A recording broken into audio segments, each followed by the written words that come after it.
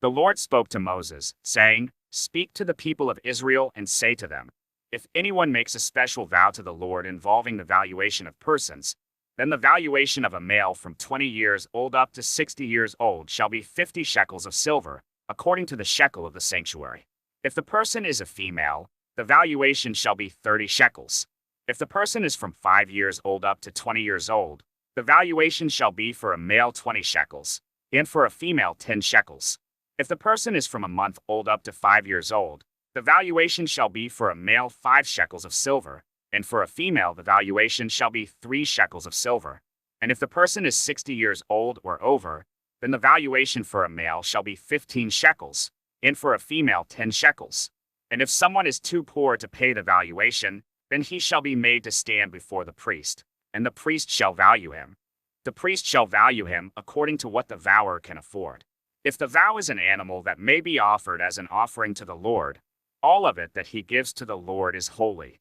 He shall not exchange it or make a substitute for it, good for bad, or bad for good. And if he does in fact substitute one animal for another, then both it and the substitute shall be holy.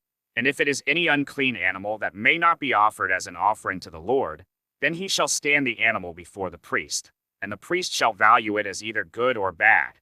As the priest values it, so it shall be. But if he wishes to redeem it, he shall add a fifth to the valuation. When a man dedicates his house as a holy gift to the Lord, the priest shall value it as either good or bad. As the priest values it, so it shall stand. And if the donor wishes to redeem his house, he shall add a fifth to the valuation price, and it shall be his. If a man dedicates to the Lord part of the land that is his possession, then the valuation shall be in proportion to its seed. A homer of barley seed shall be valued at 50 shekels of silver. If he dedicates his field from the year of Jubilee, the valuation shall stand. But if he dedicates his field after the Jubilee, then the priest shall calculate the price according to the years that remain until the year of Jubilee, and a deduction shall be made from the valuation. And if he who dedicates the field wishes to redeem it, then he shall add a fifth to its valuation price, and it shall remain his. But if he does not wish to redeem the field, or if he has sold the field to another man, it shall not be redeemed anymore. But the field, when it is released in the Jubilee, shall be a holy gift to the Lord, like a field that has been devoted. The priest shall be in possession of it. If he dedicates to the Lord a field that he has bought, which is not a part of his possession, then the priest shall calculate the amount of the valuation for it up to the year of Jubilee, and the man shall give the valuation on that day as a holy gift to the Lord. In the year of Jubilee, the field shall return to him from whom it was bought, to whom the land belongs as a possession. Every valuation shall be according to the shekel of the sanctuary. 20 gerahs shall make a shekel.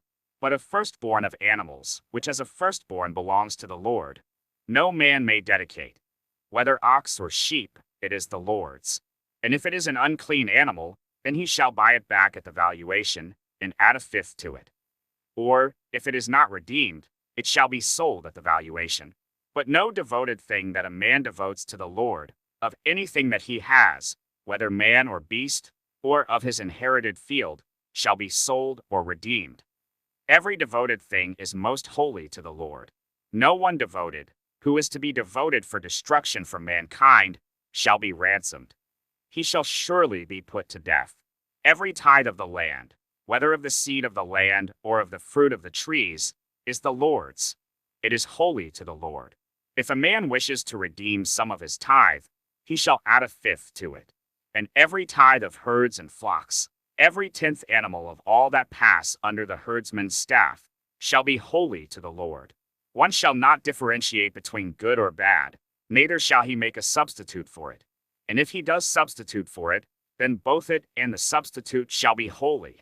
It shall not be redeemed. These are the commandments that the Lord commanded Moses for the people of Israel on Mount Sinai.